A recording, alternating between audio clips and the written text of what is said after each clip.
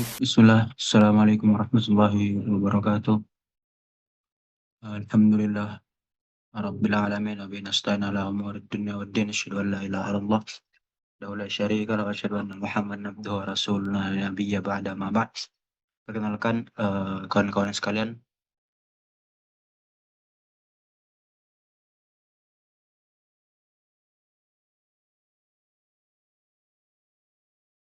kampus Universitas Islam Riau, Fakultas Teknik jurusan Teknik Informatika.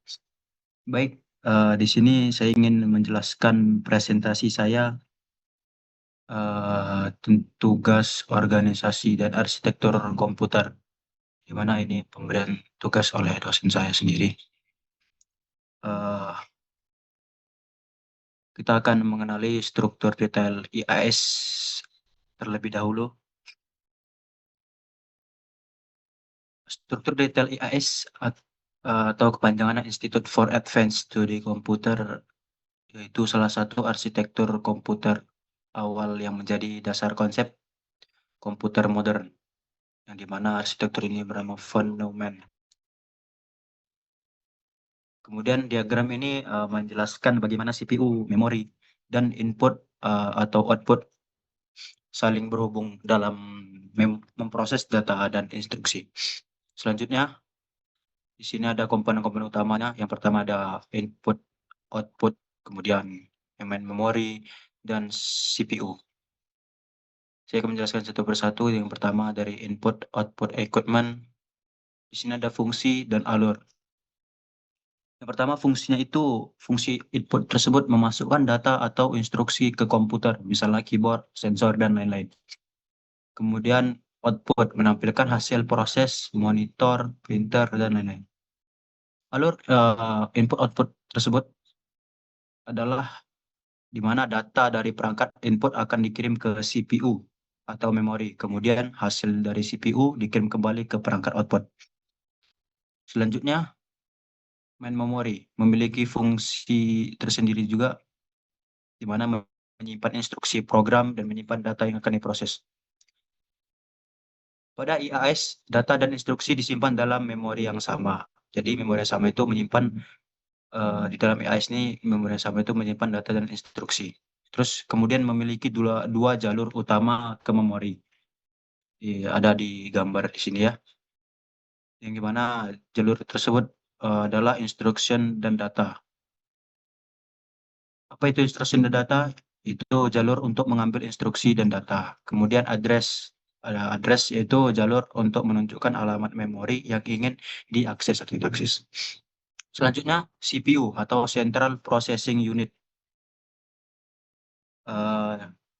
CPU ini ada di bagian tengah, terdapat di bagian tengah yang merupakan otak komputer.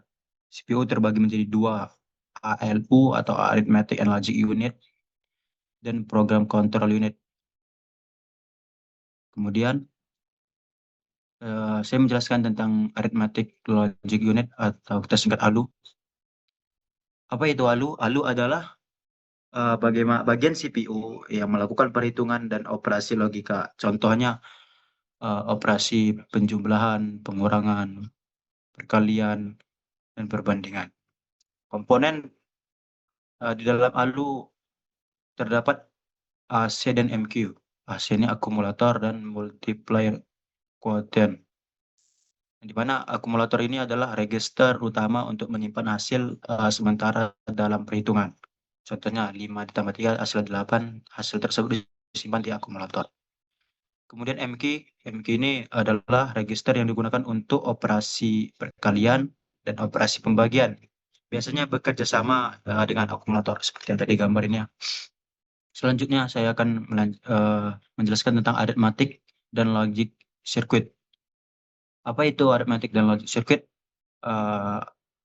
Rangkaian logika yang benar-benar melakukan perhitungan. Semua operasi matematika diproses di sini. Terus ada juga yang namanya MBR, Memory Buffer Register. MBR ini berfungsi sebagai tempat penyimpanan sementara data yang dibaca dari memori tersebut. Terus fungsi lainnya menyimpan data dari memori sebelum diproses dan menyimpan data sebelum dikirim kembali ke memori.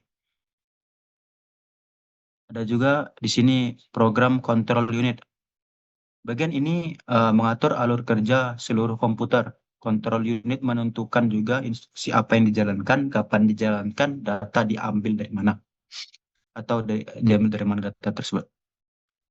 Selanjutnya, saya akan menjelaskan bagian-bagian dari program control unit. Yang pertama ada PC, kedua MAR, kedua IR, IBR, control circuit, di mana peran mereka masing-masing berbeda-beda ya. Di sini ada PC, yaitu menyimpan alamat instruksi berikut yang akan dijalankan. Berikutnya yang akan dijalankan.